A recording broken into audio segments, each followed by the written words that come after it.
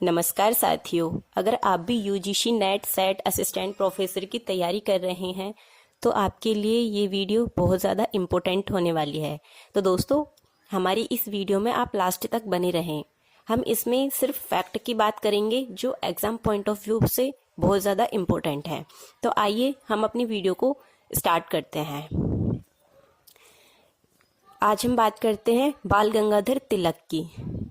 भारतीय राष्ट्रीय आंदोलन के ये नेता थे। बाल गंगाधर तिलक ने एक अपना नारा दिया था, मतलब कथन बोला था कि भारत में ब्रिटिश नौकरशाही के कानों में अपील करने से या गला फाड़ने से हमें कुछ नहीं मिलेगा। अगर हमें आज़ादी लेनी है तो हमें लड़कर लेनी पड़ेगी। बाल, लाल, पाल ये तीनों गर्मपंथी नेता थे।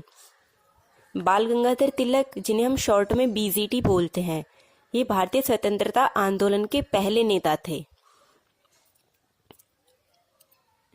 वैलेंटाइन रोल, जो एक ब्रिटिश पत्रकार थे, इन्होंने बाल गंगाधर तिलक को अशांति का जनक कहा था। बाल गंगाधर तिलक ने नरमपंथियों की आलोचना भी की थी और इन्हें जो लोकमान्य की उपाधि है वो जनता ने दी थी। और इन्होंने एक नारा दिया था, स्वराज्य मेरा जन्मसिद्ध अधिकार है। दोस्तों, बाल गंगाधर तिलक राजद्रोह के अपराध में 3 बार जेल गए थे। एक तो 1897 में, दूसरा 1909 में और तीसरा 1916 में। 1881 में इन्होंने केसरी और मराठा समाचार पत्र लिखे थे। इन्होंने डेक्कन भारतीय समाज की स्थापना भी करी थी, गोपाल कृष्ण गोखले और प्लस गोपाल गणेश आयंगर के साथ मिलकर करी थी। 1894 में इन्होंने गणपति प्लस शिवाजी उत्सव शुरू किया था।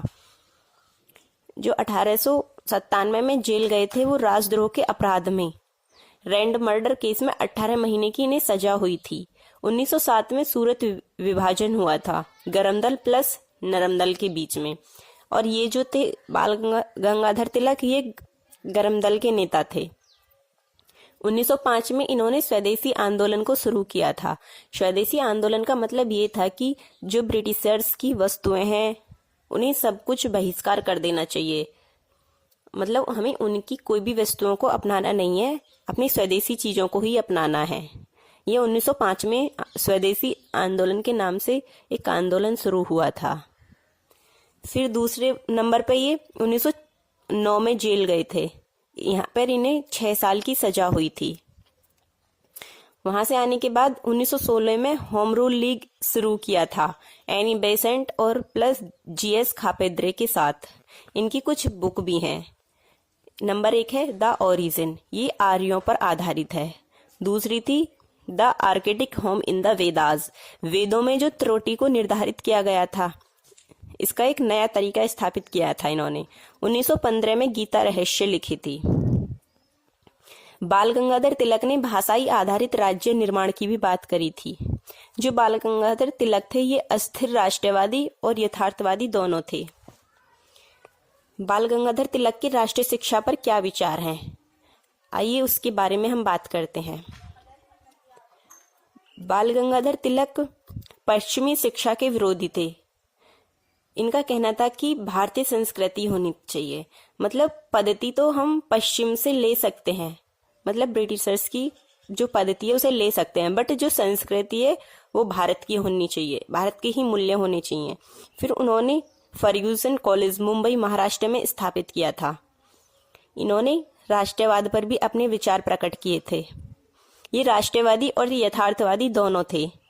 इनका कहना था कि अगर भारत के लोगों को जगाना है तो पहले हमें उनकी भावनाओं को जगाना होगा। इसीलिए ही उन्होंने शिवाजी और गणपति उत्सव को शुरू किया था। और स्वदेशी आंदोलन में उन्होंने भावनात्मक आर्थिक आयाम पर जोर दिया था कि विदेशी वस्तुओं का बहिष्कार करने की बात करी थी। दोस्तों, इन्होंने स्वराज्य की संकल्पना भी दी थी।